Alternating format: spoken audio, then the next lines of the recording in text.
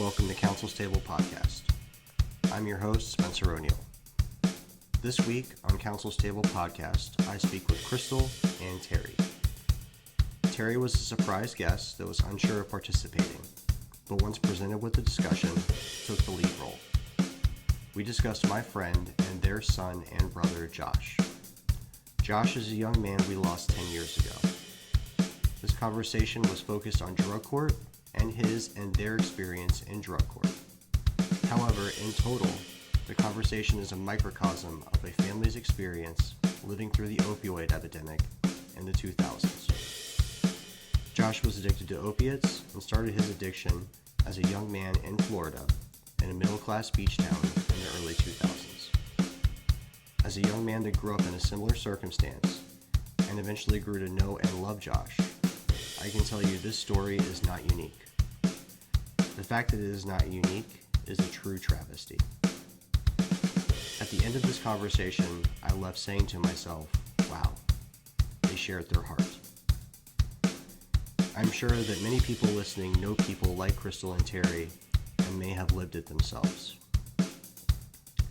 I want to say to all those we lost, we love and miss you. To all those that lived the experience as a loved one and survived those they lost, thank you.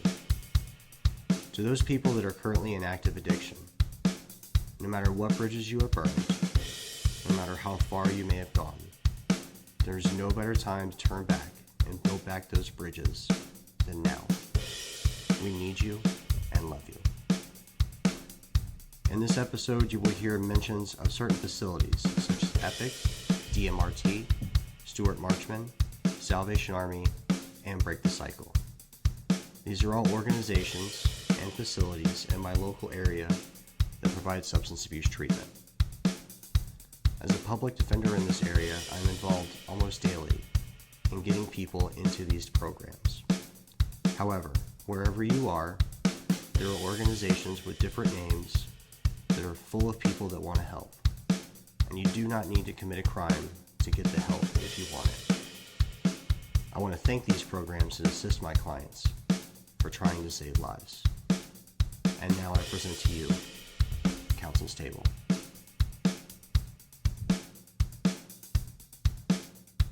Spencer O'Neill, and welcome to Counsel's Table.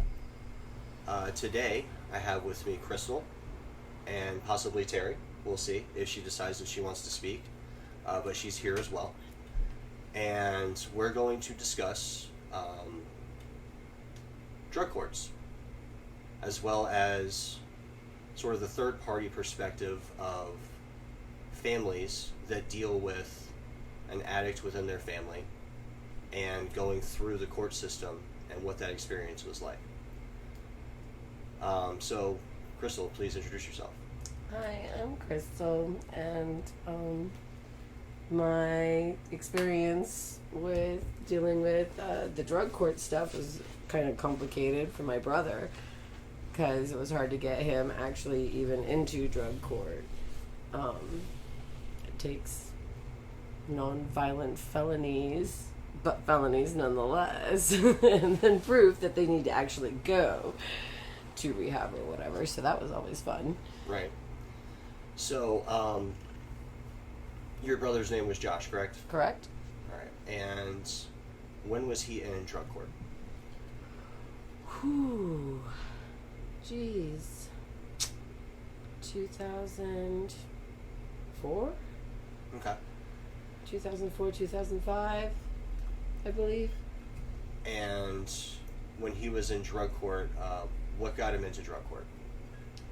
Him and one of his buddies decided that they were going to clear the buddy's mom's escrow account. She was a real estate agent. They were both in active addiction at the time. And in fact, the friend's mom didn't even want to press charges. I had to beg her to, because it was a non-violent felony. So it gave me some leeway with the courts to try to get him some forced help. Who brought the idea of drug court to you? Detective Williams, at the time, she was, when we were growing up, she was a street cop. And then by that point, she was a detective. And it was her suggestion, knowing that we were just trying to save him. And knowing the family. Yeah, knowing the family and the family's history. Now, what was the active addiction that your brother suffered from?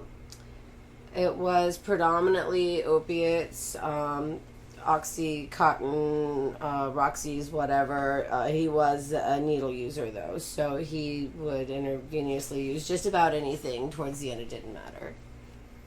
And, I mean, I know that a lot of the times people are secretive about their drug usage. Do you know, approximately how old he was when his drug usage became like an active addiction? It became an active addiction in his early 20s. Before he had an active opiate addiction, I mean, do you He know what played he did before just that? like everybody else. He drank and he was naughty, but he wasn't an addict. Okay. Now, you had mentioned that there was a Detective Williams that brought drug court to your attention. Correct. And that she was a street cop that essentially you had kind of grown up around. Correct, and then And ended up. Most definitely an advocate for the family. She was an advocate for the family. She definitely became one, yeah. Now, you all, we're not going to say the name of the town, but you live in a pretty small beach community here in Florida, right? Correct. And it's grown a little bit. But, at the time, how many police officers do you think were in the police department? 6. There were 6. So, I mean, at the time, this is a small little agency. Yes.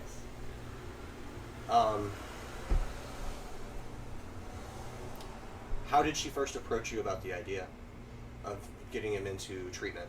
I actually reached out to her at my wit's end, and it was her idea to reach out to the accomplice's mother and ask for this, because again, the goal, one of the problems is that when you're in active drug addiction, quite often when you have felonies, there's also violence is common in that community. So in this scenario, he had not yet had any violent felonies. So the way she saw it is it would be an easy win to try to just get him in. He wasn't going to go himself, and he was getting more and more brazen, and it was not in his character. This was out of character for him, but at the same time, he was in active addiction. So I actually reached out to her because she had helped us in other scenarios throughout life in general. Right. I mean, shoot, she caught me sneaking out when I was in friggin' 10th grade. Like, you know what I'm saying? I babysat her kid for punishment. Like, she was a really great lady and would always help, and this was her idea, and that part ended up working, actually, in the long run. It was some work, but it did work. So, I mean, that sounds like what you would want from community policing. Absolutely. She was amazing. Yeah. Always. Now, before drug court, was Josh in trouble with the law ever? Little stuff, but nothing No. major. Did he ever spend like any significant time in jail? Not until this Prior? scenario. Did he ever spend any minor time in jail, like No. less than a week? No, I don't think so. Okay. Was he ever on probation? No. Not until the drugs. Not until drug court. Because he ended up spending time in jail for that. I actually, when he got arrested for it, I actually had to petition the courts to consider him for drug. All right. So, do you have any knowledge as far as when drug court kind of started in this area? I don't know when it started. I had just been pointed that direction by Detective Williams. And I don't think it had been very long. It was, Just yeah, to it was say. sort of new, Right. So drug court would have been relatively new in the early 2000s, Correct. Oh, yeah. I believe. right? Now, early 2000s. I mean, you had mentioned earlier that some of the substances that he had issues with were Oxycontin, Roxy, I guess heroin if you could find it, probably. Correct. And I mean, this puts us square in the middle of the opioid crisis, right? Correct. Absolutely. Yeah, he was totally a Him and his statistic in father that. Yeah. Him and his father both, yeah. And when he went into drug court, do you know if he went to rehab first or if he did any sort of outpatient treatment? So he was already incarcerated and being held, and that was like because he was going for sentencing, and so I had put in the request before sentencing. He hadn't done any form of real rehab or anything before that. He had gone into Stuart Marchman once or twice and gotten clean, but not ever taken it seriously, really. He was just appeasing. When you say that he went to Stuart Marchman for short periods of time to get clean, is that like a Baker Act, like a 42 to 72? He was never Baker acted. He'd sign himself in. Okay. So he would just agree because he'd get caught doing something stupid. But when you sign yourself in, you can sign yourself out. So I mean, he'd be there for like a week or... yeah, a week. I think one time like a month. But it was still just the local one. It wasn't a like full-on rehab. And there was a point where they couldn't afford it. We couldn't afford it anymore. I say, Terry, how was that paid for? Was there insurance for that, or did you have to come up with money for that? He was already over 18, so he was doing his own thing. Okay. However he did it, he did his own thing. I will say that I think after drug court is when he went into the place down in Daytona. That was a part of his drug court. That was Yes. the Salvation Army. At the Salvation Army, he was down there. And he did pretty well down there for a while. He Yeah, did. totally bottom time. I was encouraged. Now, As a before the parent. Salvation Army, he actually went to another local facility, right? Didn't he go to DMRT? Yes, that was the all-male facility. Yes. And it was, that was like an intake kind of facility.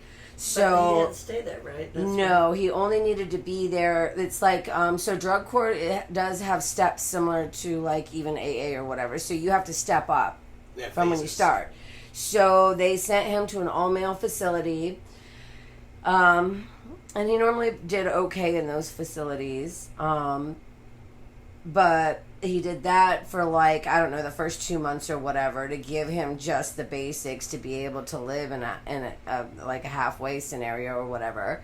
And then whenever he completed what he had to do at the all-male facility, because that, again, that facility was kind of private facility, but they would take in people to do this part.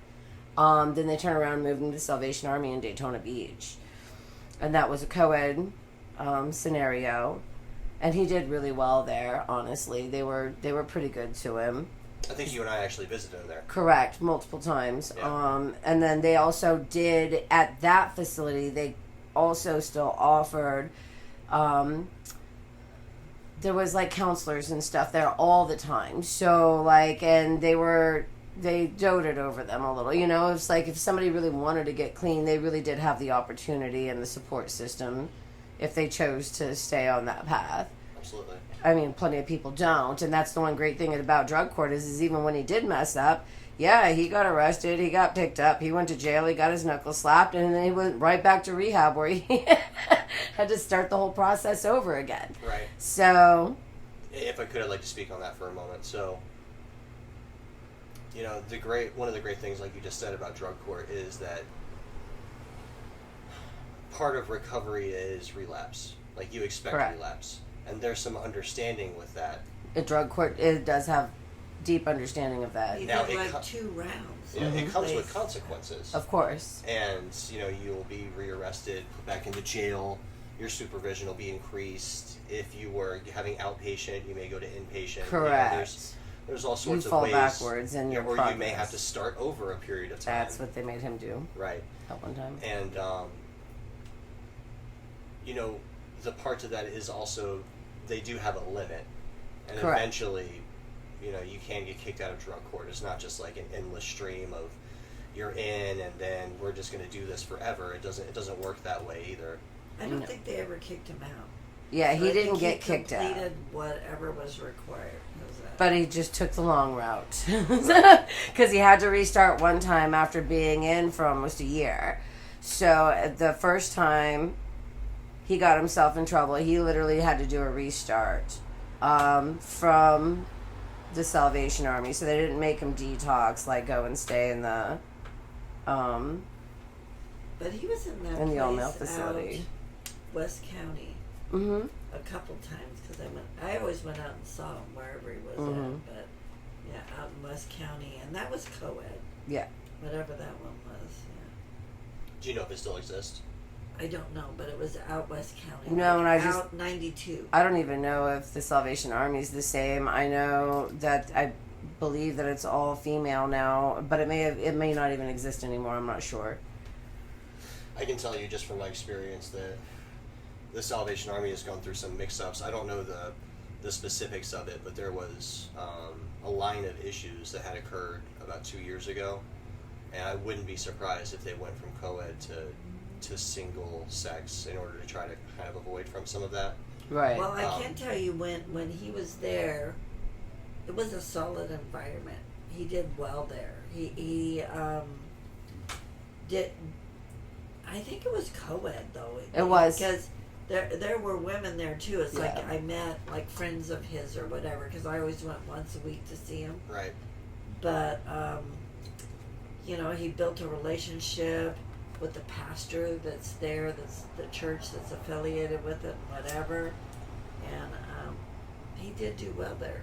Yeah. Yeah. I mean, I saw him there, and he And, did do and well. he found his way through that process, and then went into a halfway house down there in Daytona, and was there for quite a while, and then actually came home after that. So Right.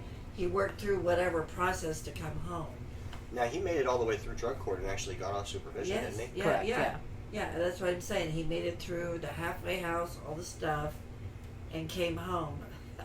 He was sleeping on the porch here for a while. But anyway, yes. Terry was telling the story earlier before we started the podcast, and essentially when Josh got back, he would sleep on the porch, and he had a blow-up mattress that he had kind of brought with him or whatever, and it had a slow leak, so he'd wake up in the morning, and obviously no one is here, so you can't see it, but the porch is wood planks, and he'd kind of wake up with like the imprints of the crease of the wood plank like on his cheek. And Yeah. the parrot yelling at him. And the 'cause parrot I had yelling a at him. parrot, Yeah, Yeah. on the porch. But that was when he got done with Salvation Army. He came here. Yeah. But the halfway house, there was a halfway house. And he did get in trouble at the halfway houses. He got in trouble for smoking the fake weed, and had to restart over. And he got in trouble for one other time and had to start over from scratch. And that was while in the halfway houses, because that's when they start getting their freedom. They do some dumb stuff. So there he went. But it was nothing major. 'Cause No. He finally did work through that and Right. got released, came home, and was like free of the drama. Now, when he came home, what were the hopes and expectations at that point For him or for me? for you? I was hoping to get his shit together. Fair enough. I mean, that's the hope for every parent, right? Is Yeah. that their child has their shit together. He and found a can- job. He was working. Again, he was crashing here because he didn't have any place to go. And at the time, I didn't have any place for him to stay but on the porch. So, yeah, so he was, but it was summertime, whatever. He was sleeping on the porch. But, And to be fair, we're in Florida, but there's a breeze by the beach, which is where we are. So yeah, sleeping on the porch is not like a terrible thing. No, Yeah. he was okay. Yeah. With the fans and the whatever, he was fine. I was hoping he would get his shit together. He started working construction and doing whatever, but fell into the same old patterns, unfortunately. Do you know? I mean, it's hard to say, but do you know how long, or do you remember approximately how long it took before the old patterns started to? Never took long. Yeah. I don't think it was very long. I Yeah, don't never know. took He was long. good at hiding it, to be honest, especially from a parent that doesn't want to know. Yeah. How's that? So, you see what you want to see. Is that a fair assessment? I think that's fair. But I do know Well, I think that you also want to see the best in your child at all times. Of course. And it's hard And not you to want see to be it. supportive, and you want to help them be better.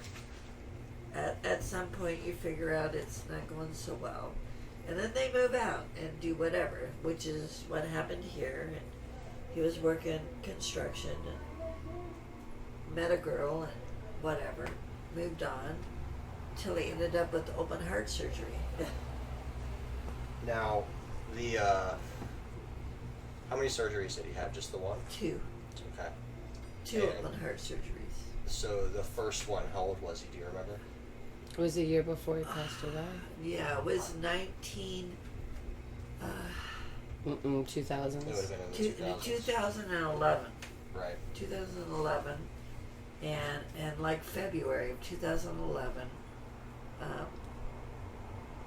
and he had it down in Halifax, and the doctor put him like on really tight restrictions. So even for me to go in and see him, I couldn't have my purse with me or any of my stuff with me. They were worried about me giving him drugs, right, or whatever, Okay.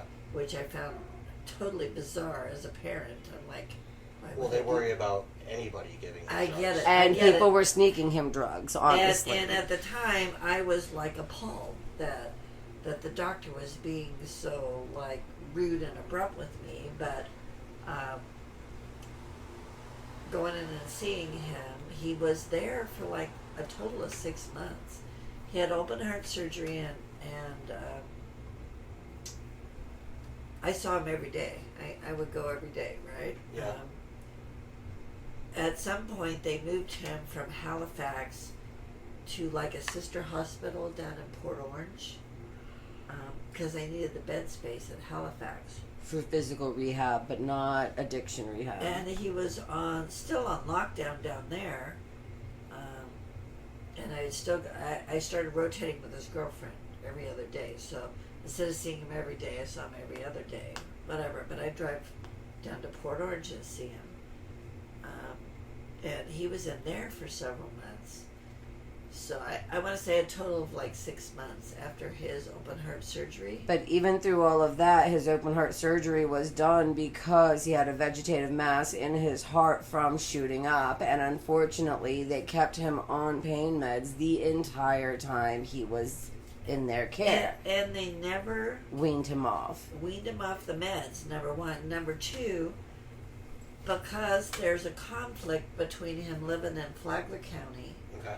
and getting everything done in Volusia County. When they released him, finally, after like 6 months, they released him from the hospital. He came home to me. He came home to my house. But he couldn't get any follow-up care for his open heart surgery. Right. He couldn't get any of the meds. He couldn't get anything. They sent him to the clinic. While he stands in line at the clinic in Flagler County, they don't have a heart doctor there, a heart surgeon doctor, whatever. Right. So they couldn't help him. So basically, they did this open heart surgery, and all this money spent on him. As an adult, I didn't have to pay for it, but it was still county or federal Somebody money. paid for it, yeah. Yeah, correct. And there was no follow-up care. And actually, out of all the things, probably the thing that makes me the most angry,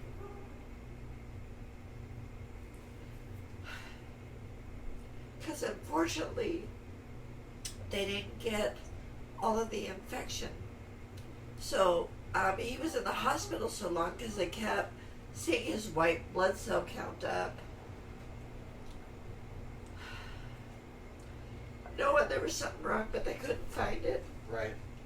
So they finally released him whenever it got down low enough. But there was no follow-up care. So it continued to basically rot.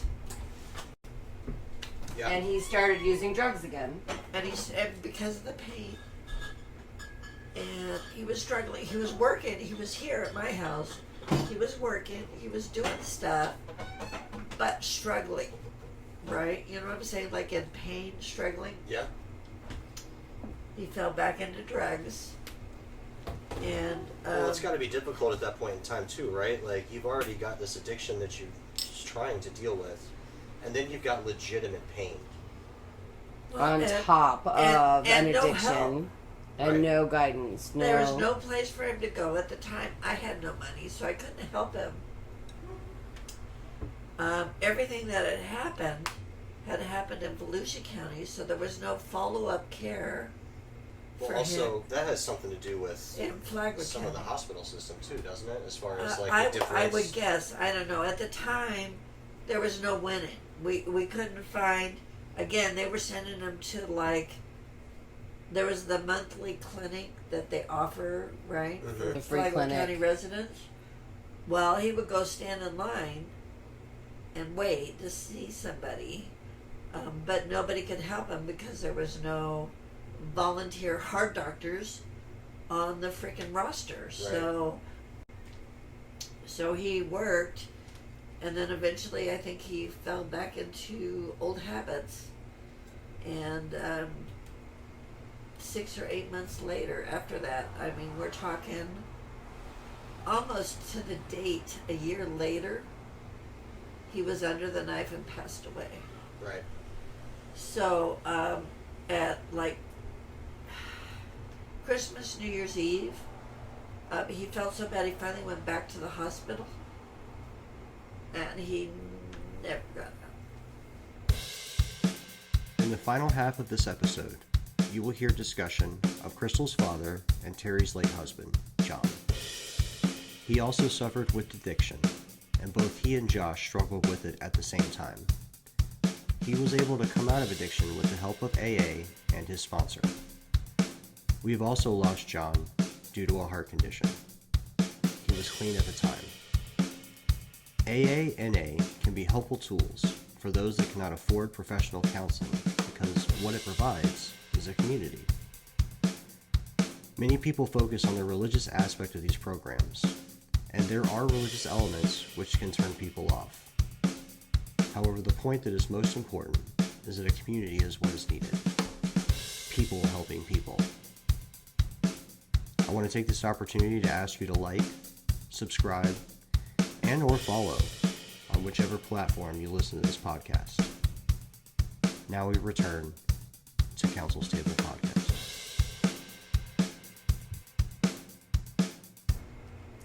That was it. Now, did he had an infection? Yeah, and it was in his heart. And they went in to replace the valve that they replaced once already. And at the time we finally found a surgeon to do the surgery, because that was a project all in itself. Yes. Over the course of a couple of months. Yes. Um, Have some knowledge about that, I remember. anyway, when they finally did the surgery, it was the new hospital down in Ormond, Mm-hmm. and it's a teaching hospital or whatever. So they had this like new mesh and this and that or whatever. So for whatever reasons, he fell into a category where they would do the surgery But it was experimental. as experimental, Right. whatever. And when he went under the knife that morning, they expected to replace 2 valves. Once they got in there, they actually needed to replace 3. Okay. He was in surgery for like 13 hours. And when they took him off bypass, he was gone. His heart fell apart. That's what I was Yeah. told, is that it had literally sort of fallen apart. Yeah. Yeah, they wrapped That's it in the what we mesh. were They told. did all the stuff, and as soon as it didn't basically get a rotted hold from the inside out. Right. But if he had had follow-up care from the first surgery, Right. they would have realized there was still infection going on in his heart and could have probably addressed it. Now, But because of the health system, the way it's set up, Right. he couldn't get any help. Did he is there any, do we know what caused the infection? Yeah, Yes. cotton fever. Yes, the doctor, the surgeon that did the second surgery explained to me and my husband, as we're sitting there getting told he's gone, that even though he may have used clean needles, they were using a spoon in the cigarette butts or something. When they break up the pills. Yeah.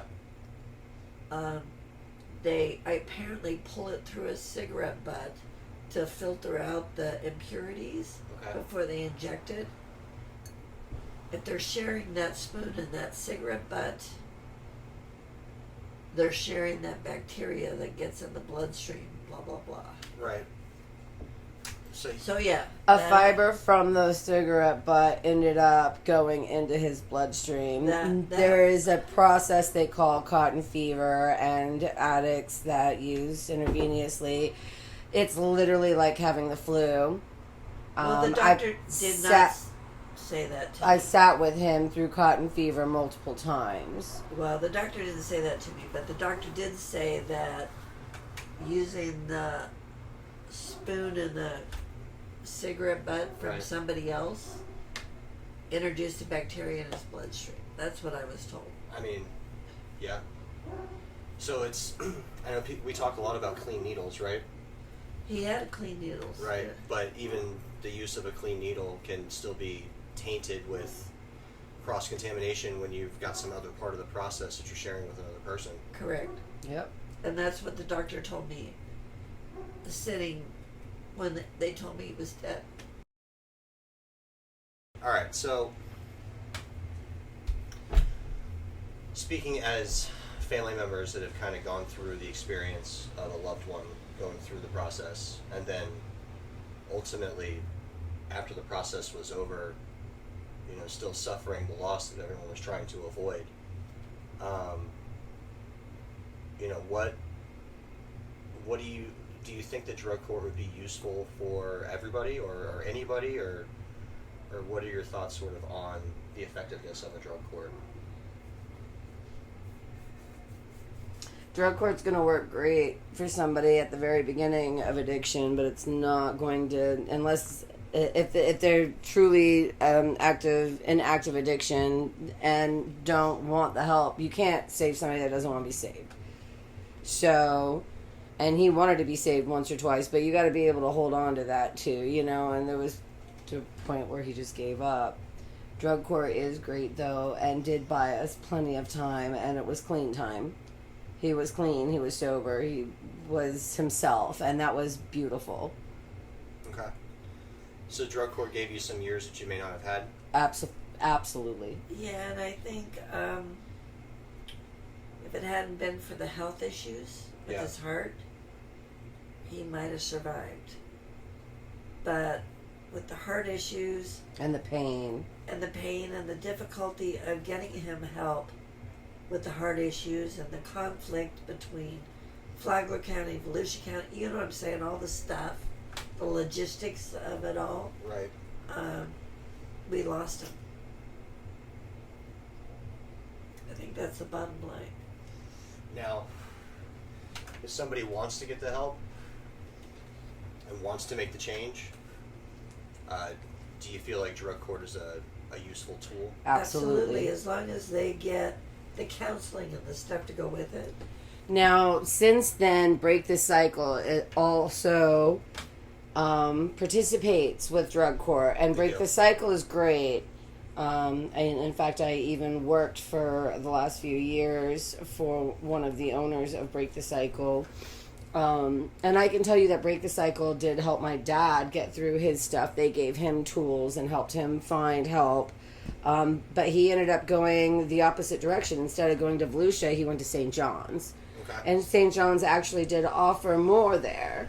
They have Epic there, right? They do have Epic there, and that is actually where Break the Cycle sent my father, was to Epic. Epic was great for him. So I will say, maybe Flagler County is lacking in the backup support for those that really want to change. Okay. Because they were having to go elsewhere. Volusia County, Flagler County. Flagler County didn't have it. They were going to either St. John's. Our family members ended up in St. John's or in Volusia. And not everybody can work an AA. Like, AA doesn't work for everybody. And, you know, two different things. AA and the 12-step program and that religious-based thing were great for my father, and it was the exact opposite for my brother. The exact it turned opposite. him off as opposed to Right, getting rather him than strive switching for it. him on and getting him involved, it was a huge turnoff, but it was that, they forced you to focus on your higher power, and for him, he needed to focus on his demons so he could tame them. But for my dad, that was the exact opposite. He needed the Bible. He needed that structure. Everybody's different. So that is also something that, like, I always kind of wish that there was another option.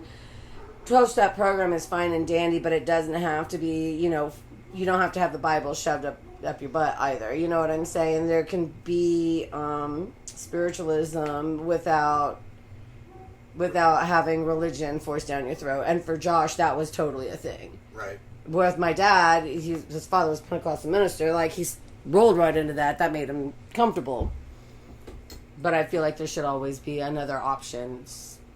Now, at the time that you all were going through the process, we have Stuart Marchman in this area. Yes. Yeah. Did you have any dealings with Stuart Marchman? Yes, yes. They were in there for the short term, but only short term, like 3 days or 72 hours or whatever. When I had walked in on my dad shooting up, I had told him to have fun because he was being Baker acted the next day. And before I even had the chance to go Baker act him, he went and turned himself in. Was it a Baker Act or a Marchman Act?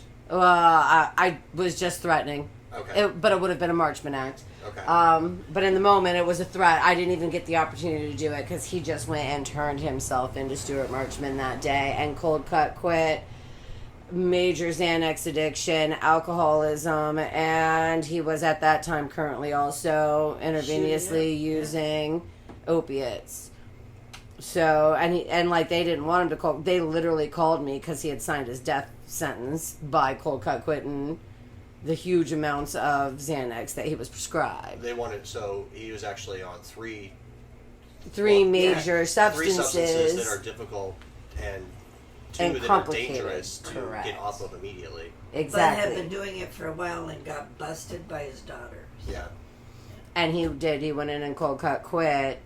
And I checked on him a few times while he was there, but at that point, then he just started getting angry. And as soon as he made it through whatever time he had agreed upon there, he went straight to. They got him involved in Break the Cycle, which helped him get into Epic and gave him other options. But again, he had to leave county. Yeah. He had to leave the county. He couldn't stay here. And he was physically in a mess. Now, he was in NA? Or AA. He was in AA? AA. And he did AA locally, correct? Yes. He did AA locally, yeah, but he did AA everywhere. It didn't matter. Like, when he showed back up in Flagler, he had already been working AA and... But he was still physically a mess. Yeah. Like falling down and like... shaking nonstop, twitches, he was still weird like stuff. dealing with the Xanax, maybe. The Xanax is very difficult and dangerous to get off of. Like Yeah, that. so Right. he was still dealing with that. So, I mean, literally, he would fall down. He was a mess. Getting back to just the court system for a moment, I think we're almost done here.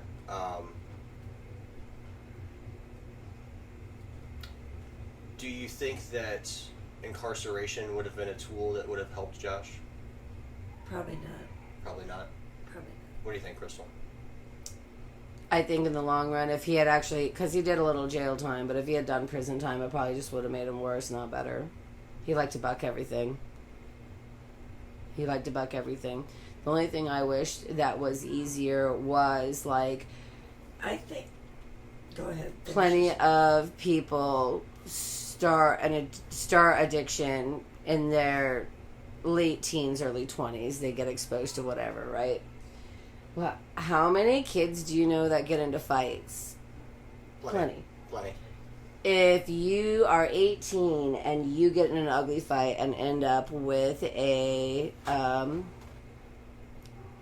violent felony, you do not qualify for drug court. And that makes me sad because not everybody that has a violent felony is violent. You know what I'm saying? Like, circumstances are circumstances. Everybody gets put in a bad predicament. And my time frame was pushed because we didn't want him to get out of jail. We didn't want him to have the opportunity to mess up anything else because his circumstances in that scenario were just right. Right. It was the Hard right to time get ask it. for I couldn't save his friend. His friend already had a violent felony.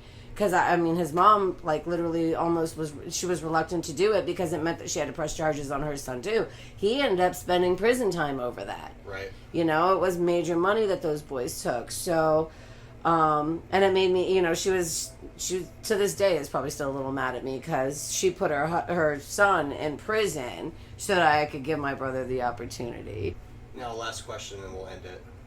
I have a certain young man in mind that I've represented a couple of times that's gone through drug court, and he's had a long road, and it did eventually end up with his incarceration. Now, he was able to stay in county, and he had to do every day of a county sentence. He's still doing it currently, but you know, he's been through 3 rehabs and desperately relies on Suboxone to try to, you know, fight back an addiction that he has. And he went in at the age of 18 into drug court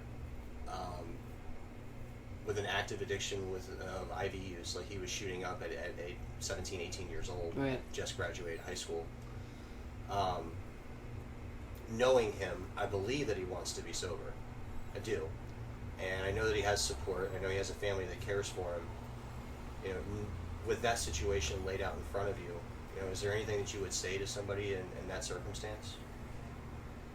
Other than to just, if you hate AA or NA, it's so worth just the tools that, like, it's so worth the tools, and it's worth the parents going and doing Al-Anon and stuff, the support system, so that they understand things better. So the continued counseling, the necessity for a group, A support system, because people that have gone through it that and can if I provide had a insight. choice, if it was my kid and I had a choice, Right.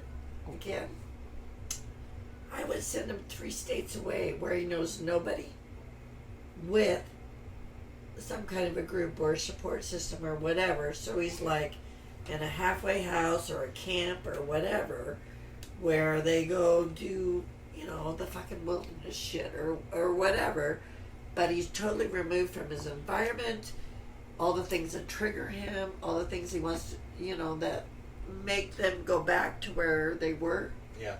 And instead starts a whole new life where they can be free of that and start building new habits and new things that they enjoy. new friends, yeah. Yeah, so... I believe we call that people, places, and things. Well, but you know what I'm saying. So if I had known how it was going to go with Josh, I would have sent him 3 states away or 5 states away. And yes, an addict's always going to be an addict, and if they want to find the shit, they're going to find it. But if they really want to, like, live on, and you give them, like, an environment where they can function and thrive, he might have made it. And I think the main word that you said there was live on. Yeah. Yeah. Because that's what it's all about, is we want these people to live on, right? Right. Yeah, but thrive too and be happy, because they're not gonna leave the drugs alone if they don't find a new way to be happy. And there's not a quality of life if you're not finding some sort of pleasure, you know? You know, whether it's chopping trees or freaking working on a farm or whatever, right? Absolutely. But just out of the environment and doing something else. And I will say that, and this doesn't need to be on your thing, but Joshy's girlfriend, who was using with him, had to leave the area and go someplace else to find her sobriety. Both the loves of his life had to leave the area. And the girlfriend that loved him forever, same. She was using while he was still alive. And both of them one went to South Florida, the other one went to the West Coast. But both of them had to totally remove themselves from the environment and build a new life with new friends and new people and stay there for a while, like years. Yeah. Not a few months, not 6 months, not a year, but years. Yeah, plural. one was gone for like 5 years, the other one's still there. And find a way to be happy without the drugs, right? And not be around people that are going to remind him or be handing him the drugs or whatever, right? Absolutely. And so, and both those girls are alive today and well and living good lives. It's beautiful. So even if he didn't make it, they did. And they were all using together, so. All right. Well, I want to thank you both for doing this. Yes, sir. This was Counsel's Table. Thank you for listening to Counsel's Table. I want to take these last moments to reflect on something Krystal said. Drug court is great, and it did buy us time. It was clean time. He was clean, he was sober, and that was beautiful. If for no other reason than giving those that love addicts more time, drug courts are worth every penny. However, the final goal is saving lives. Every time I help someone enter treatment, it is done with one goal in mind: trying to help my client get back to life, and trying to help those that love them get back to life as well. Please support your local drug courts and other avenues of treatment. Our communities are built off all of us, and when one person gets better, it affects all of us. With that being said, I thank you for listening. Please like and subscribe or follow. And once again, this was Counsel's Table Podcast.